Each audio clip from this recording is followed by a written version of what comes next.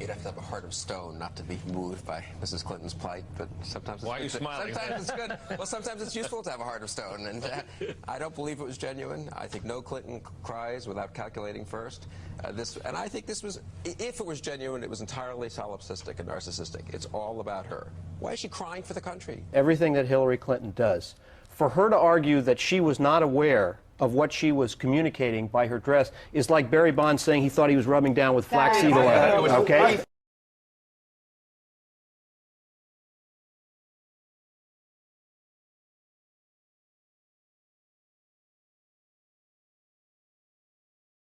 I tried to follow the presidential campaign. I tried to follow it as closely as possible. Like I said, just making time throughout the day to sort of pay attention to what was going on and watch all the video clips and press releases and stuff like that I could, but didn't turn to the news media regularly.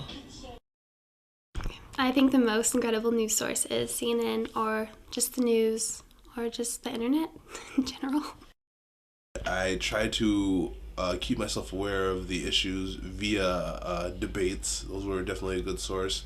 But once again, I also learned a lot of information from sites like Wikipedia, where you could look up different candidates and different activities or I don't know, issues that they have been involved in, and they have whole pages on that where you can go and try to get informed on the issue. I really I don't look into different news sources really. Like if I turn on the news and whatever's on the news is usually what I watch, or like CNN is usually like they say is credible, and I read about that on the internet. The most credible news sources are probably CNN and the Chicago Tribune, which I read from time to time, or the Sun-Times. But those are the ones that I probably read the most. I don't watch much news, sadly. I guess I wouldn't particularly have an opinion on a credible news source.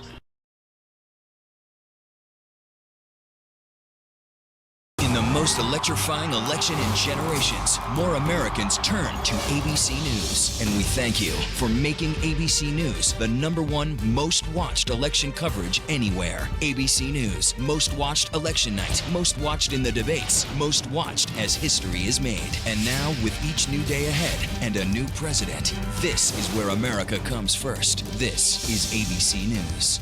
Something like this has never happened before. This Tuesday, history will be made live.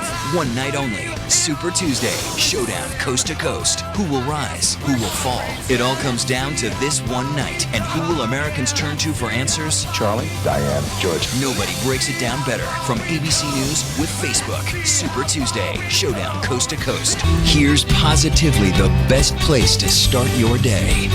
Here's where your night lights up in the most unexpected ways. Here's where the newsmakers make news on Sunday mornings. Here's where you see real-life drama clearly with 20/20 vision. And here is where the world comes home to you.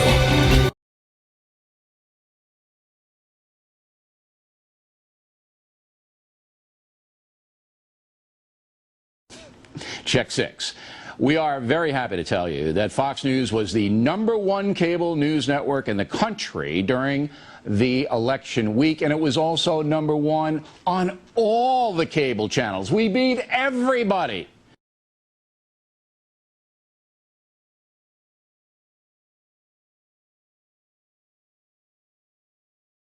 The Kentucky Derby had a heartbreaking ending this year. 8 Bells, the first filly to race there since 1999, crossed the finish line in second place. She was just 5 lengths behind the winner, Big Brown, and by all accounts had run the race of her life.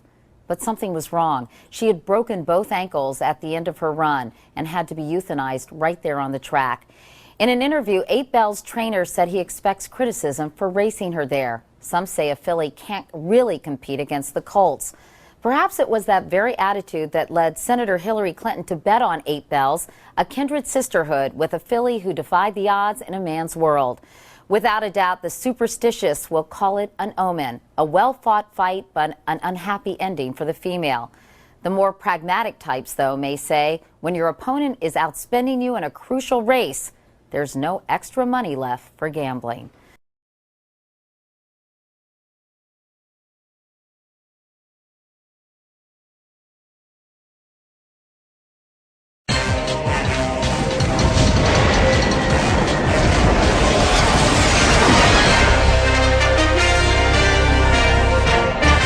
The 2008 presidential race heats up. A new survey finds that again this year, the #1 issue among voters is bullshit.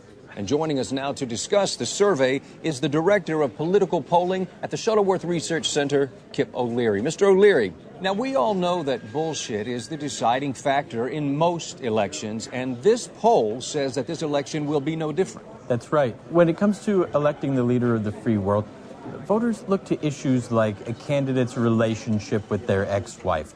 Did they ever smoke? Where do they vacation? What's their exercise regimen? These are the kind of core bullshit issues that people really care about. Now, in the past, whether the candidates are photogenic has been of key importance to voters who care about bullshit. Is that still the case today? Oh, yeah, yes. And also, what a candidate wears at public appearances is very crucial to the bullshit-conscious voter. You mean like where a candidate, for instance, wears a hard hat at a factory and talks about the local union, or let's say we see someone wearing blue jeans in a rural area? Yes, that's the kind of local crowd-pandering bullshit that people are very passionate about. Now, according to your research, what will be the top bullshit issues for 2008?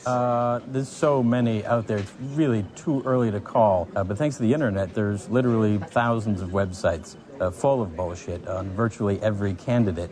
So voters can log on to discuss that bullshit with other people who share an interest in the same kinds of bullshit. I agree with you on that. I've even noticed that there's an incredible amount of bullshit being discussed on our news blog as well.